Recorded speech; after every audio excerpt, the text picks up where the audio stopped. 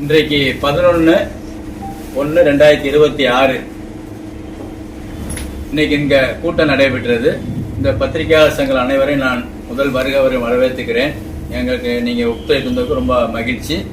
முதல் கண் வணக்கத்தை தெரிவித்துக் கொள்கின்றேன். இன்னைக்கு நடந்த கூட்டம் என்னன்னு கேட்டீங்கன்னா, அகில இந்திய மக்கள் முன்னேற்ற கூட்டணி அப்படிங்கிற 2026 சட்டமன்றத்துக்கு நாங்க ஒரு 20 கட்சி ஒன்னு சேர்ந்து வரக்கூடிய சட்டமன்றத்தை எதிர்கொள்றதுக்கான முனை போட்டிகளாக 5 முனை 3 முனை போட்டிகளாக நாங்க பேச்சுவார்த்தை பண்ணியிருக்கோம். இன்னைக்கு இதுல தலைமை அப்படிங்கிறது யாருன்னா, அனைத்து மக்கள் புரட்சி கட்சியினுடைய நிறுவன தலைவர் மரியாதைக்குரிய செந்தில் ராஜா அவர்கள் தலைமையின் கீழ் எல்லா கட்சியும் இருக்கிறோம். நாங்க இங்க வந்துட்டு இருக்கிறோம்.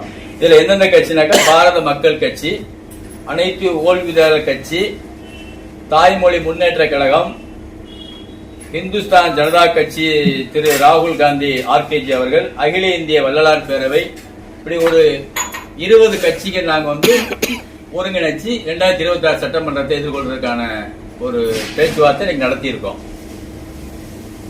நீ வர முக்கிய முடிவுகள் நடத்தீங்க.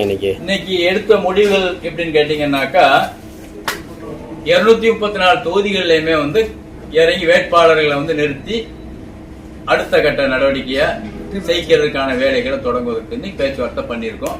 மக்களுக்கு என்னவாக நாம பேச்சுவார்த்தை பண்ணணும், அவங்க மக்கள் மத்தியில் எப்படி நாம இந்த வரக்கூடிய தேர்தலை எதிர்கொள்ளுங்கிறது சம்பந்தமாகவும் நாங்க பேச்சுவார்த்தை பண்ணியிருக்கோம். எலெக்ஷனுக்கு இன்னும் 4 மாசம் தான், 4-5 மாசம் தான் இருக்கு. 4 மாசம் தான் இருக்கு. அதுக்காக இப்போ நீங்க அனைத்து எல்லா கட்சியும் சேர்ந்திருக்கீங்க.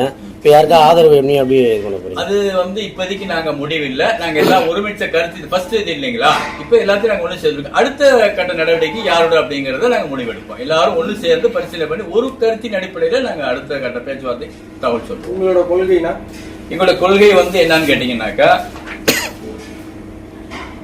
அதாவது அகில இந்திய மக்கள் முன்னேற்ற கூட்டணியுடைய இந்திய 2026 சட்டமன்ற தேர்தல் அணியை இது பண்ணிக்கோம்.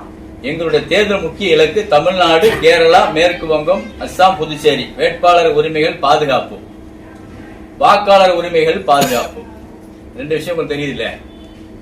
அங்கீகரிக்கப்பட்ட கட்சிகளிடம் இருந்து இந்திய மாநில ஆட்சி அங்கீகாரத்தை பாதுகாத்து நேர்மையான சம உரிமை தேர்தல் களத்தை உருவாக்கி சுயேட்சை மற்றும் 2049 சிறிய கட்சிகள் மக்கள் பிரதிநிதிகள் தலைமையில் ஆட்சி அமைப்பது இலக்கு.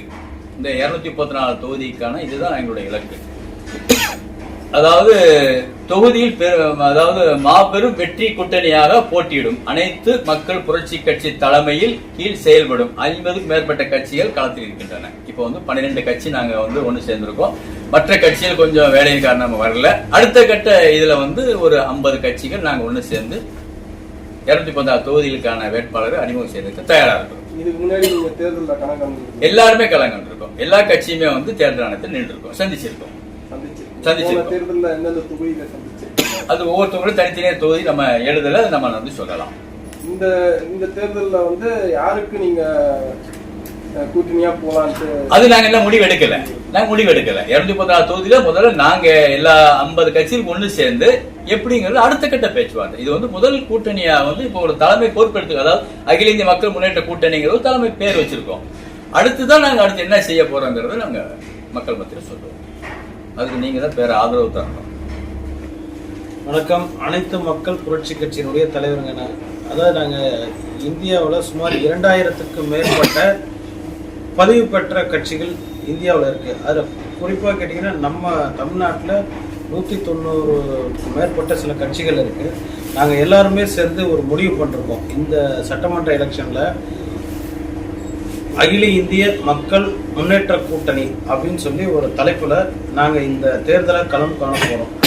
234 தொகுதியிலும் நாங்க போட்டியிடுறத இப்போ முடிவு பண்ணி தான் இந்த கூட்டம் நாங்க இன்னைக்கு KK நகர்ல சென்னை தலைமையில இன்னைக்கு நாங்க ஏற்பாடு பண்ணியிருக்கோம். எங்களுடைய கொள்கை கோட்பாடுகள் அப்படின்றது என்னன்னு கேட்டீங்கன்னா, இந்த பதிவு பெற்ற கட்சிகளை கேட்டீங்கன்னா, இந்திய தேர்தல் ஆணையமா இருந்தாலும் சரி, இங்கே உள்ள சில தமிழக தேர்தல் ஆணையமா இருக்கட்டும், சில மாற்று கட்சிகள் கூட எங்களை தோழமை கட்சி, சிறிய கட்சிகள் சொல்லி எங்களை பயன்படுத்திட்டு கடைசி நேரம், அதாவது அந்த வாக்காளர் கடைசி தேதியில கேட்டீங்கன்னா எங்களை தோழமை கட்சியாவே வச்சுக்கிட்டு இத்தனை வருஷமா எங்களை பயன்படுத்திட்டாங்க.